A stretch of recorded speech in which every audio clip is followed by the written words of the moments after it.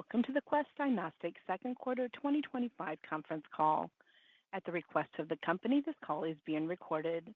The entire contents of this call, including the presentation and question and answer session that will follow, are the copyrighted property of Quest Diagnostics with all rights reserved. Any redistribution, retransmission, or rebroadcast of this call in any form without the written consent of Quest Diagnostics is strictly prohibited. Now I would like to introduce Shawn Bevec, Vice President of Investor Relations for Quest Diagnostics. Please go ahead. Thank you and good morning. I'm joined by Jim Davis, our Chairman, Chief Executive Officer and President, and Sam Samad, our Chief Financial Officer. During this call, we may make forward-looking statements and will discuss non-GAAP measures. We provide a reconciliation of non-GAAP measures to comparable GAAP measures in the tables to our earnings press release. Actual results may differ materially from those projected. Risks and uncertainties that may affect Quest Diagnostics' future results include, but are not limited to, those described in our most recent annual report on Form 10-K and subsequently filed quarterly reports on Form 10-Q and current reports on Form 8-K. For this call, references to reported EPS refer to reported diluted EPS, and references to adjusted EPS refer to adjusted diluted EPS. Growth rates associated with our long-term outlook projections, including consolidated revenue growth from acquisitions, organic revenue growth, and adjusted earnings growth, are compound annual growth rates. Now, here is Jim Davis. Thanks, Shawn, and good morning, everyone. At our Investor Day in March, we communicated our strategy to drive growth through innovative solutions that meet the evolving needs of our customers. Our strong second quarter results reinforce this strategic direction. Given our performance in the quarter and continued utilization trends, we're raising our full year 2025 guidance. During the quarter, we saw strong top-line growth of 15.2%, including 5.2% organic revenue growth, as increased demand for our innovative clinical solutions and expanded business from enterprise accounts complemented growth from acquisitions. Our adjusted earnings per share grew 11.5% as a result of strong top-line growth combined with productivity gains from our deployment of automation, digitization, and other advanced technologies. Before Sam provides more detail on our results, I'll highlight a few ways our strategy is enabling growth. We are focused on delivering solutions that meet the evolving needs of our core clinical customers, physicians and hospitals, as well as customers in the higher growth areas of consumer, life sciences, and data analytics. We enable growth across our customer channels through faster growing advanced diagnostics in 5 key clinical areas, which are advanced cardiometabolic, autoimmune, brain health, oncology, and women's and reproductive health. In addition, acquisitions are a key growth driver, and our strategy emphasizes accretive outreach purchases and independent labs. Finally, we are focused on driving operational improvements across the business with the deployment of automation, AI, and other advanced technologies for improved quality, productivity, and customer and employee experiences. Here are some of the updates on the progress we have made in these areas in the second quarter. In the physician channel, we delivered approximately 20% revenue growth driven primarily by acquisitions, complemented by organic revenue growth in the high single digits. Demand for our innovative clinical solutions contributed significantly to organic revenue growth as physicians ordered more tests per requisition across our portfolio, supported by strong commercial execution. We also saw robust growth from large enterprise accounts, particularly in functional medicine, a growing area of preventative healthcare in which providers often order a range of lab tests to identify and act on multiple health risks. Large enterprises value our ability to scale diagnostic innovation to improve access, quality, and affordability. Later this summer, we expect to begin providing laboratory testing under our previously announced relationship with Fresenius Medical Care to support, over time, more than 200,000 kidney dialysis patients in the U.S. In the hospital channel, revenues grew low single digits, with collaborative lab solutions driving our growth in the quarter. As hospitals grapple with financial pressures and shortages of skilled lab technologists, they are choosing Quest to access our best-in-class expertise, innovation, and efficiency instead of running their own lab. Our acquisition of Outreach Labs also provides hospitals with capital for investment in their core care missions. Our pipelines for hospital outreach M&A and collaborative lab solutions remain strong. In addition to our physician and hospital channels, we are highly focused on expanding access for our consumer channel. During the quarter, we continued to see strong growth across our expanding array of offerings, including a new women's hormone panel on questhealth.com. We recently fulfilled our 1 millionth customer order since launching this enhanced online platform in the fall of 2022, demonstrating ongoing consumer demand for greater health information. Complementing our consumer-initiated channel, we continue to expand our partnerships with top consumer and wellness brands who value our high-quality lab testing, broad access, and flexible technology integrations as the lab engine inside of their offerings. In advanced diagnostics, we delivered double-digit revenue growth in several areas, including advanced cardiometabolic, especially testing for metabolic and endocrine disorders, and chronic kidney disease, as well as for our analyzer autoimmune solution. In brain health, we drove robust growth for our AD Detect blood tests for Alzheimer's disease. During the quarter, we launched our new AB 4240 and p-Tau 217 AD Detect panel, which is designed to help physicians confirm amyloid brain pathology in symptomatic patients. In oncology, we are ramping up our commercial outreach to drive Haystack MRD market adoption, while we also continue to convert participants from our early experience program. A recent study in the New England Journal of Medicine affirmed the high sensitivity and specificity of our Haystack MRD test, finding it identified complete response to an immunotherapy in phase 2 trials several months before standard imaging tests.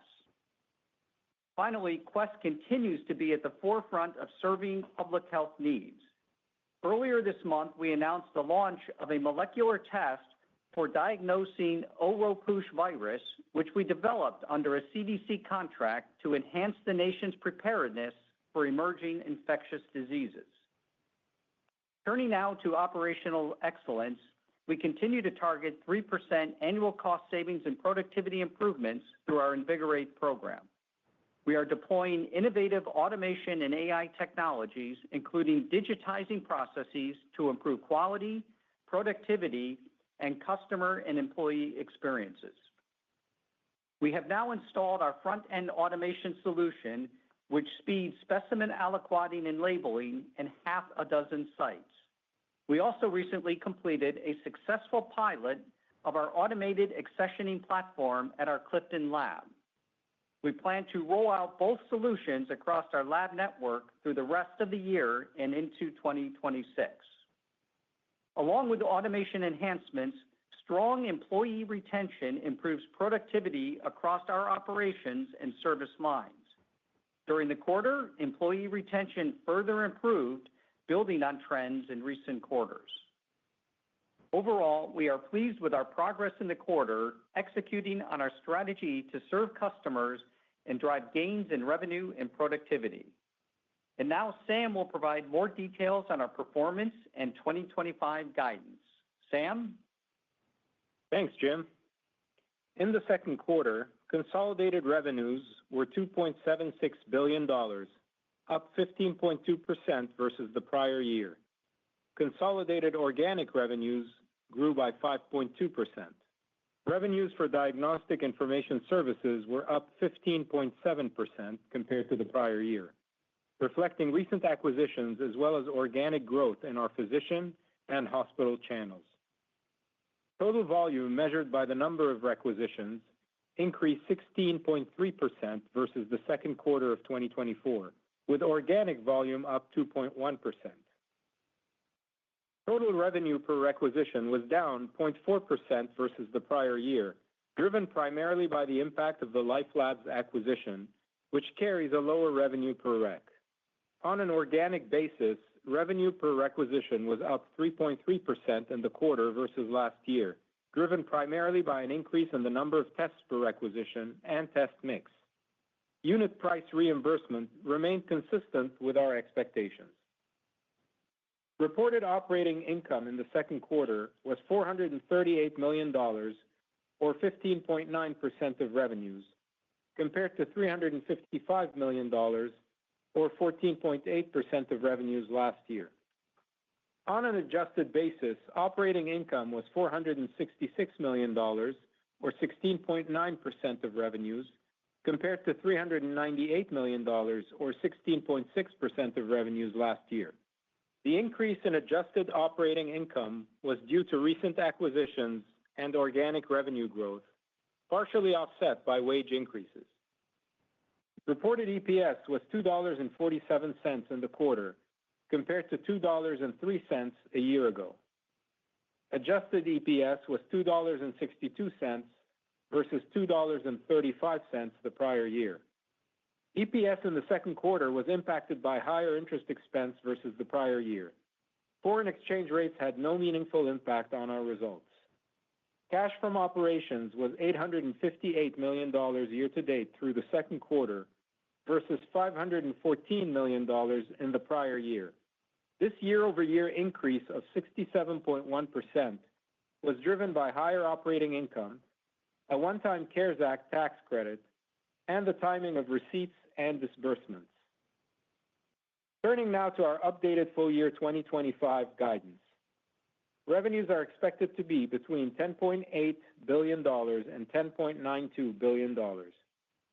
Reported EPS is now expected to be in a range of $8.60 to $8.80, and adjusted EPS in a range of $9.63 to $9.83.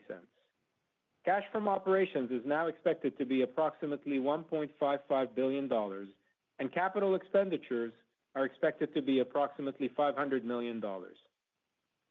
Our 2025 guidance reflects the following considerations. Our updated revenue guidance assumes approximately 3.5% to 4% organic revenue growth, in addition to contributions from acquisitions completed in 2024 and announced to date. It does not assume any contribution from prospective M&A. We are making investments in 2025 related to Project Nova, which we expect will modernize our entire order-to-cash process. Most of these investments will occur in the second half of the year. Operating margin is expected to expand versus the prior year. Our below-the-line assumptions for net interest expense, adjusted tax rate, and full-year share count remain unchanged from our prior guidance. Finally, our updated EPS guidance assumes that we can absorb the impact of tariffs currently in place, primarily in Europe and China. With that, I will now turn it back to Jim. Thanks, Sam. To summarize, we delivered robust top-line and bottom-line growth in the second quarter on strong execution of our strategy and utilization trends. Through our sharp customer focus, we grew demand for innovative clinical solutions and expanded business from enterprise accounts to complement growth from acquisitions. Given our performance in the quarter and continued utilization trends, we are raising our full year 2025 guidance. Finally, I want to thank our more than 55,000 colleagues for their hard work this quarter to fulfill our purpose to create a healthier world, one life at a time. Now we'd be happy to take your questions. Operator? Thank you. We will now open it up to questions. At the request of the company, we ask that you please limit yourself to one question. If you have additional questions, we ask that you please fall back in the queue. To be placed in the queue, please press star one from your phone. To withdraw your question, you may press star two. Again, to ask a question, please press star one. Our first question comes from Ann Hynes with Mizuho Securities. Your line is open. You may ask your question. Great. Thank you. Good morning. I want to focus my question just on the Washington backdrop. Obviously, with the One Big Beautiful Bill passed, and the CBO came out yesterday and said this will lead to 10 million more uninsured over the next few years between the ACA and Medicaid. How do you view, that many people going uninsured? How should we view that impact on Quest over the coming years? And then secondly, as it relates to Washington, what are your thoughts on PAMA going into 2026? Thanks. Okay, good morning, Ann, and thanks for the question. So first, let's put the One Big Beautiful Bill into some context here. First, the U.S. healthcare system, we spend $5 trillion a year. And over the next 10 years, with a 5% inflation, that'll amount to $62 trillion. $62 trillion. What the One Beautiful Bill Act is taking out is $1 trillion, so less than right around 1.5%. Now, what we did read yesterday, yes, about 10 million lives could come out over the next 10 years. From a Medicaid standpoint, it's actually no impact in 26, very, very little impact in 27, given that they're giving the states time to react to these changes. On the exchange, we estimate that no more than 4 to 5% of our revenue today comes from the exchange. And again, given the timing of when these lives would come out of those plans, at best, worst case scenario, we estimate no more than a 30 to 40 basis point impact on volume in 2026. So we don't really see that big of an impact, in 26 or in 27. I think the other thing to keep in mind is with the people that are on the exchange, these people are working, they have jobs. In some cases, they're small business owners or they're self-employed. And so they have incomes. And so they may be able to pay higher premiums to keep their insurance. We also know that some people go to the exchange because they are subsidized, and they could hop on to their employer's health insurance, but they're choosing the exchange today because it is a cheaper alternative than signing on to their own employer's health plan. So Ann, this is Sam. Good morning. Just to underscore or reemphasize the financial assumptions that Jim briefly mentioned, and make sure that I'm sure we'll get more questions on this on the call. So I just want to make sure people are clear. For the Medicaid impact, we don't believe there's a material impact. We don't believe there's any impact in 26 and an immaterial impact in 27. For the exchange impact, assuming these subsidies are not renewed at the end of this year, we expect in 26 approximately 30 basis points of impact on our volumes. That's what we've sized. Obviously, there's assumptions around that, but that's what we believe. Now, and you also asked about PAMA. So here's the most recent update. So look, we're pursuing two strategies. Number one is PAMA reform, and number two is a sixth delay in the cuts. With respect to PAMA reform, our ACLA Trade Association has introduced language that would turn into legislation and a bill to the three committees, two in the House and one in the Senate, that ultimately decide on healthcare policy in the U.S. That language is in front of the committees. We expect that to be turned into a bill later this summer, and then the traditional process will start from there. The committees discuss the bills. If there's differences between the two committees in the House and the one in the Senate, they get together, they reconcile this, and our hope is that it will turn into a bill. And whether it gets voted on as an independent bill or it gets put into some larger healthcare type of package towards the end of the year, that remains to be seen. The alternative path is obviously continue to push for another delay if we don't see the PAMA reform getting enacted this year. But I can tell you we have strong bipartisan support in each of the three committees where this legislation will be discussed. Operator, next question, please. Thank you. Our next question comes from Kevin Caliendo with UBS. Your line is open. You may ask your question. Good morning, guys. Thanks for taking my question. Wanted to talk about the comment the modernization investments. It sounds like some of it may have come forward into 2Q. Are you still anticipating sort of 20 cents for the full year? And I guess the second part of that is in the context of margins expanding year over year, you've been able to do that the first 2 quarters. Do you still anticipate that happening in the second half, even with these modernization investments? Yeah. So, hey, good morning, Kevin. So this is Sam. Let me tackle the two components of your question here.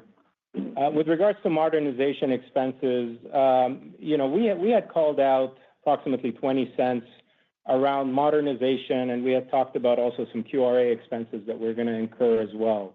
So, and we said, that we're going to incur these expenses this year. We've had some QRA expenses already in the first half. We haven't had much in terms of modernization expenses yet in the first half, so the bulk of those are going to occur in the second half. In terms of margin expansion, yes, we had good, healthy margin expansion in Q2 and in the first half. And our expectation for the full year is that we continue to have operating margin expansion for the full year. So that's still the prevailing assumption in our guidance. Great. Thank you. Operator, next question, please. Thank you. Our next question comes from Elizabeth Anderson with Evercore ISI. Your line is open. You may ask your question. Hi, guys. Good morning, and thanks so much for the question. Maybe a follow-up from Ann's question about the HIX exposure and maybe more broadly. If we think back to sort of uninsured utilization rates, are the 30 bips of impact that you're talking about, what are you assuming in your assumptions for potential utilization of like an uninsured population, and how do we think about that as maybe a potential offset to some of the headwinds that you described from the One Big Beautiful Bill? Yeah, so thanks for the question. So the uninsured is a very small portion of our revenue today. Now, again, if you take all of the lives that you expect to fall out of the exchange, again, we believe, call it 65-70%. Are going to find other alternatives, okay? Alternative number one is they just simply pay the higher rate. Alternative number two is they hop on to an employer's insurance plan that already exists out there. The third alternative is that they go uninsured, but again, we don't think that's going to be the majority of the people because, again, the majority of the folks that are on exchange programs today, they have income. By definition, they're not on Medicaid because they have incomes. And again, they've got the two alternatives. So we don't feel like it's going to be a major impact. As Sam said, 30 basis point impact on volume in 2026. Okay, that's helpful. Thank you. Yeah. Operator, next question, please. Thank you. Our next question comes from Erin Wright with Morgan Stanley. Your line is open. You may ask your question. Great. Thanks so much. So last quarter, you talked a little bit about how it progressed throughout the quarter in terms of utilization trends and how that was accelerating. Some of that was because of the weather dynamics at the time. But how are we trending now into kind of the third quarter? I guess, how would you characterize the utilization throughout the quarter as well? And was it relatively consistent? And anything you can, I would guess, parse out in terms of underlying utilization versus market share gains, that would be helpful. Thanks. Yeah, thanks for the question. So we did see strong utilization in the second quarter, and yes, it was a definite uptick from the first quarter. I would tell you that the drivers of that utilization, first and foremost, it's our expanded access that we gained on January 1st of this year, and you don't instantly just start to pick up that business. So we saw a nice steady increase from Q1 to Q2, and what I'm talking about is our access through Elevance and our access through Centera. Elevance got us, we're in network in Nevada, Colorado, West Virginia, Georgia, and together with the Centera plan, we picked up 1 million new lives. So we feel good about the progress that we're making there. Second is our advanced diagnostic tests, our Alzheimer's AB4240 test, our advanced cardiometabolic tests. We continue to see nice volume growth in some of these advanced diagnostics testing. And then finally, as you cite, yes, weather had a big impact in our Q1 results. So I'm sure just the timing of people coming back into the healthcare system after they missed general health and wellness exams certainly did help in the second quarter. In terms of utilization rates, as we sit here in the first part of Q3, we're no real changes. It's consistent with what we've been seeing. And again, there's a combination of good utilization plus some big wins and the expanded access through the new health plan access. Operator, next question, please. Thank you. Our next question comes from Michael Cherny with Leerink Partners. Your line is open. You may ask your question. Good morning, and thanks for taking the question. Maybe if I can just ask a question on mix. I think, Jim, you said 3.3% organic rev per rec mix. Can you dive a little bit more into what were the drivers of that dynamic? How much of it was contracting on your side, offensive moves versus just the way the market developed, and how that should factor into your guidance for the remainder of the year? Yeah, I would say the majority of it is offensive. So you're right, 3.3% organic rev per rec increase. We've said for the year prices flattish. It'll come in somewhere between plus or minus 30 basis points. So the other components in rev per rec are test per rec and test mix and business mix, payer mix. Test per rec, again, continue to be very strong. And we see it, again, with the advanced diagnostics testing, our AB 4240, significant growth, quarter over quarter as well as year over year. Our work with functional medicine entities continues to grow in a very meaningful way. Our own CIT business, as we mentioned in the script, was up 40%. And with that comes strong test mix, strong test per rec improvement. So those are the underlying drivers. I don't see a change in those drivers, to tell you the truth. And we just kind of expect it'll continue here the rest of the year. Operator, next question, please. Thank you. Our next question comes from Patrick Donnelly with Citi. Your line is open. You may ask your question. Hey, guys. Thanks for taking the questions. Maybe a quick one, Sam, just on the cadence for the second half. Can you just talk about the 3Q setup in terms of margins, earnings would be helpful. And then a follow-up on PAMA. Can you just talk about the financial setup here, what the implications are, how you guys think about potential offsets, what the pacing there would be helpful just to frame up the PAMA piece of it. Thank you, guys. Yeah, thanks, Patrick. I think I heard your question. Just let me know if I didn't quite capture it all. So I think you had mentioned, what's the pacing here, especially as it relates to Q3 in terms of margin and earnings. And then you wanted some more color on PAMA, the financial impact and potential actions. So in terms of the pacing, really, I'd reiterate what we've said at the beginning of the year and I think on the Q1 call as well, which is, we do expect that the pacing usually is that Q2 is our best margin and earnings quarter of the year. Q3 is usually, and I'm talking about traditionally what we've seen, and especially if you take out and normalize some of the COVID impacts that we've seen in past years, at least the last few years. But usually Q3 is a slight step down from Q2. And then Q4 is a step down from Q3, with Q1 being the weakest quarter. So that's usually our, I would say, normal pacing in terms of margin and earning. In terms of PAMA, I would say, the impact that we currently size is approximately $100 million. If PAMA does not get deferred for another year or if we don't get a permanent fix, we're looking at about $100 million in terms of pricing impact on our business. We've mentioned that previously. Now, we will take some actions to offset some of that. I will not give you a number in terms of how much exactly that would be, but we will offset a portion of that. It's not going to be the majority. We're unable to take actions to offset the majority of $100 million, but we will take some actions to offset a portion of this negative impact if there is no permanent fix or if there is no delay. Operator, next question, please. Thank you. Our next question comes from Pito Chickering with Deutsche Bank. Your line is open. You may ask your question. Hey, good morning, guys, and thanks for taking my question. Question here on tariffs for your presentation that you talked about how you're absorbing the impact of tariffs from China and Europe. Can you quantify the impact that you're absorbing? Any color on how that hits the third quarter and fourth quarter? And should we analyze the fourth quarter impact as we think about 2026? Yeah, we're not going to give a specific number, Pito, but as we've said before, I'll go back to our previous comments.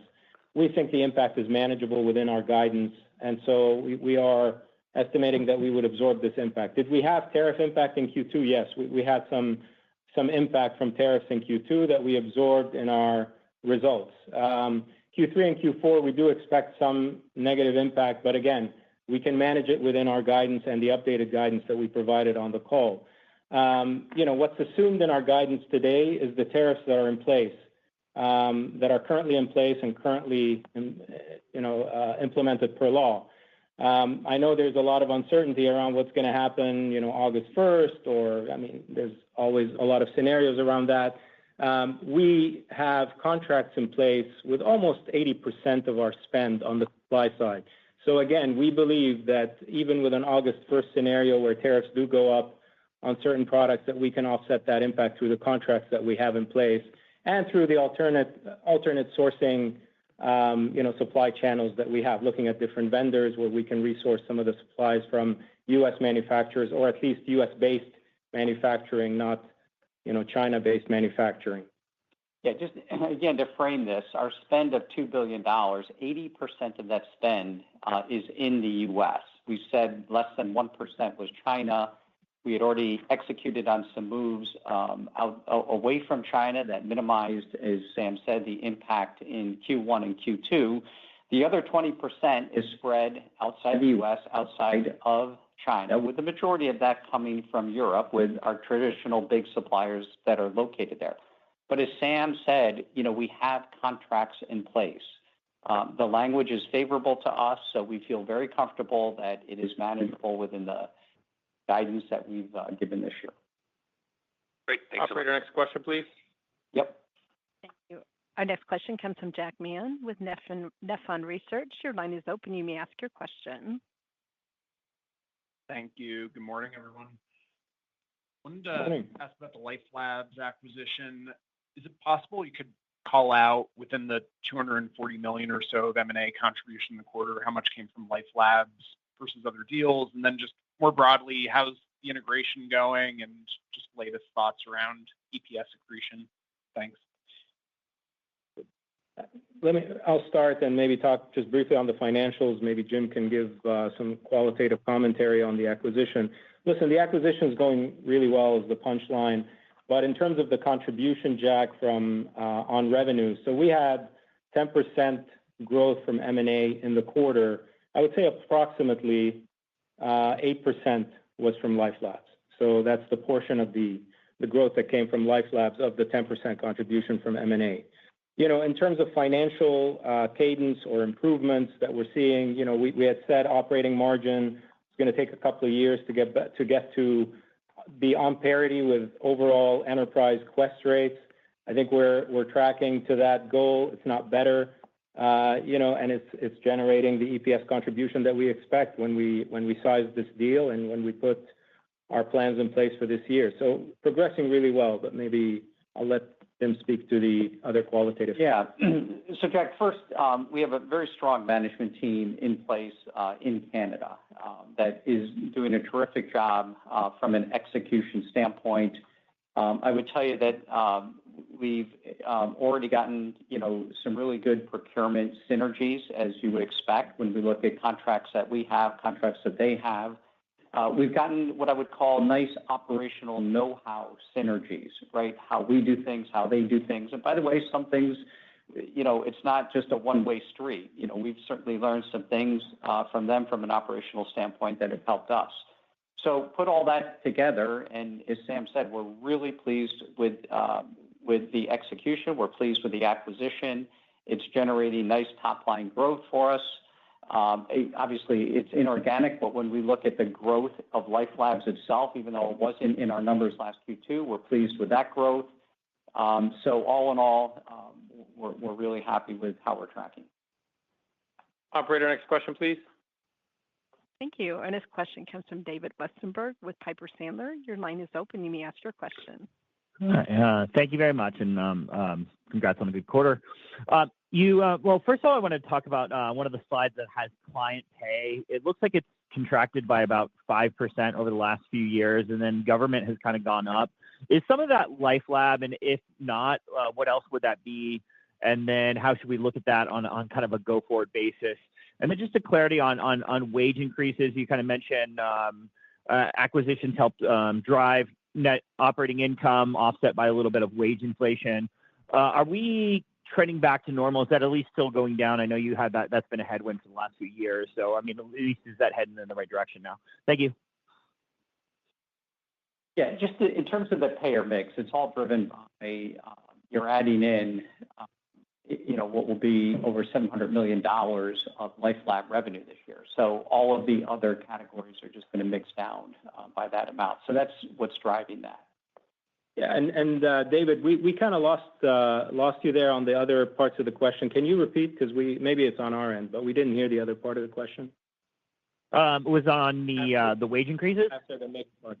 Oh, yeah, the wage increases. Yeah, wage inflation has stayed in the 3 to 4% range for the year, for the first half of the year. We don't expect that to change in the second half of the year. What has changed from a labor standpoint, though, is our attrition continues to come down, and we're in the mid-teens and getting very, very close to where we were pre-pandemic. And so, as you know, that really helps us from a productivity standpoint. So pleased with that. Operator, next question, please. Thank you. Our next question comes from Andrew Brackmann with William Blair. Your line is open. You may ask your question. Guys, good morning. Thanks for taking the question. Jim, a few times you mentioned working with functional medicine entities as sort of a larger growth driver for you guys. Can you maybe help us size that as a broader opportunity, and what further investments are you making there? Thanks. Yeah, I don't want to give exact numbers, but it's a sizable chunk of our business that's growing almost in line with our own consumer-initiated testing business. And in many ways, look, when we sell through functional health, it is generally either patient-paid or physician-paid, and then the physician is charging the consumer. As you know, in functional medicine, the goal is to analyze a lot of things in the human body, hormone levels, obviously all the cardiometabolic, all the chemistry testing. And then functional medicine seeks to treat the patient through nutritional changes, exercise changes, sleep changes, maybe supplements, but treat the patient in a very natural and holistic way. And, we're seeing just a surge in this across the U.S. with all the focus on prevention, wellness, and just people wanting to live longer. You see it in the podcasters, Peter Attia, Rich Roll, Andrew Huberman. These guys, in essence, are generating a lot of free marketing for us. They have these podcasts. They start talking about ApoB and Lp(a), and the next thing you know, we see a surge in ApoB and Lp(a) testing. So it's become a real trend in the U.S. as people are focused again on prevention and wellness and longevity. And it's sizable, and we expect it to grow double digits here as we move forward. Operator, next question, please. Thank you. Again, if you'd like to ask a question, just press star one. Our next question comes from Tycho Peterson with Jefferies. Your line is open. You may ask your question. Hey, this is Noah on for Tycho. Thank you for taking our question. I wanted to unpack the revenue guidance a little bit. You had raised it by around $80-85 million, and I'm wondering what contribution you have baked in from new tests, things like Haystack, AD Detect, LumaPulse, and then other buckets there like acquisition would really be helpful. Thanks. Yeah, so just in terms of breaking it down between acquisitions and organic growth, Noah, so we talked about the fact that we expect organic revenue growth now to be between 3.5% to 4%. So by default, that would tell you that acquisitions are 6 to 6.5%. Listen, we're seeing strong, so two things that are driving this, and I won't go into the specifics as to which tests are driving how much. But, we have talked about the fact that some of our advanced diagnostic tests in those high growth areas that Jim quoted earlier are driving good upside and good performance, AD Detect being one of them, but we have many tests across these high growth areas that are contributing to it. Utilization is strong. As you saw in Q2, we are seeing positive utilization driven by increased access in some of those states where we got access as of January 1 this year. And, we saw a good bounce back from some tough weather months in January and February. And Q2 generally was strong utilization, which gives us confidence in increasing the guidance for the full year. We're seeing very strong revenue per requisition, 3.3% organic revenue per requisition in Q2, which again gives us confidence on the fact that the test per rec assumptions that we have are durable and sustainable, and we're seeing good healthy mix in terms of payer mix. So all of those things are really driving our confidence in terms of increasing the revenue guide by this $85 million at the midpoint that you quoted. And one other thing I would just add at the end, Noah, is the fact that pricing, is still, we are still expecting our price overall across the Quest book of business to be flattish with a potential range of outcomes of plus or minus 30 basis points. So pricing is still within the assumptions that we had earlier. Operator, next question, please. Thank you. Our next question comes from Michael Ryskin with Bank of America. Your line is open. You may ask your question. Hey, this is Aaron on for Mike. Thanks for the question and congrats on the quarter. I wanted to touch on Haystack a little bit and ask about any oncologist feedback or impressions and just get an overall update on progress made there. Yeah, so we're making good progress. And as we stated previously, we ran this early experience program. We're seeing really nice conversion of people that sent us work as part of the early experience program and becoming full-time customers. The feedback from oncologists thus far has been very positive. They recognize the superior limits of detection that we have with this test. They like the turnaround time. They like the hands-on touch that they get, the personal touch from our client team.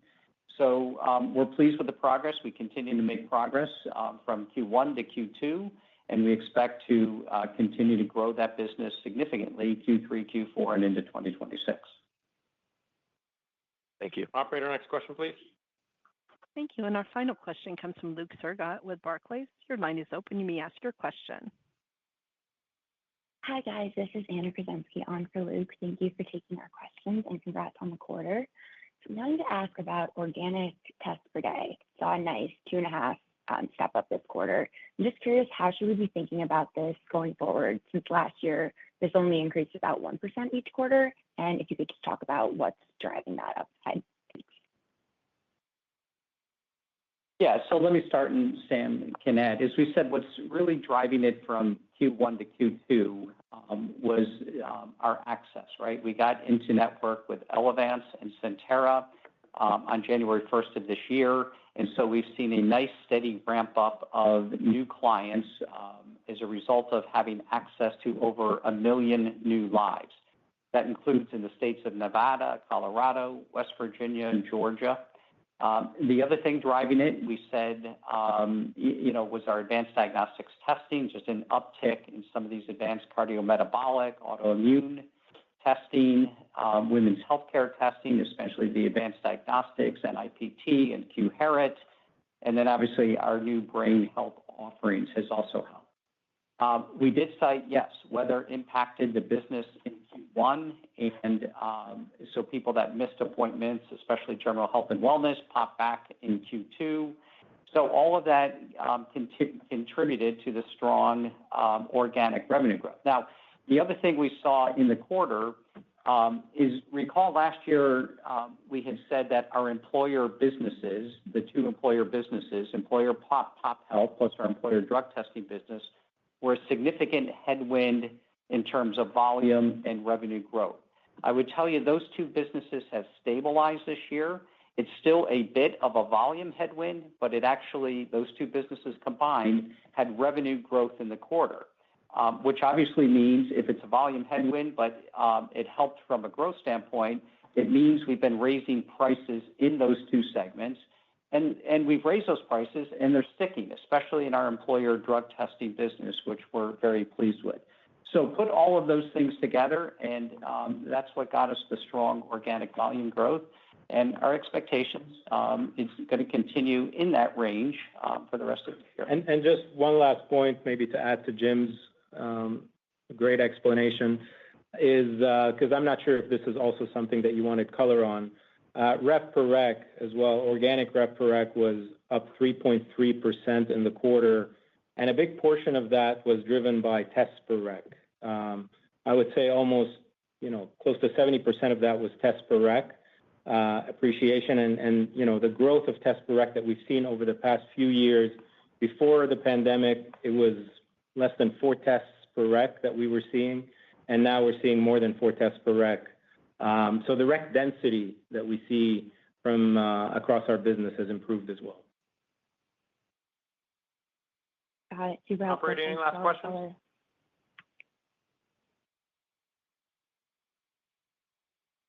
Operator, any last questions? At this time, I'm showing no further questions. Okay, thanks everyone for joining in today. Appreciate all your questions and feedback, and look forward to talking to you all soon. Have a great week ahead. Thank you.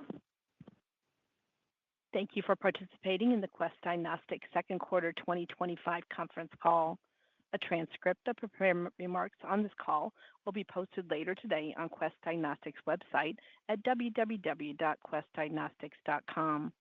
A replay of the call may be accessed online at www.questdiagnostics.com/investor or by phone at 866-388-5361 for domestic callers or 203-369-0416 for international callers. Telephone replays will be available from approximately 10:30 a.m. Eastern Time on July 22nd, 2025 until midnight Eastern Time on August 5th of 2025.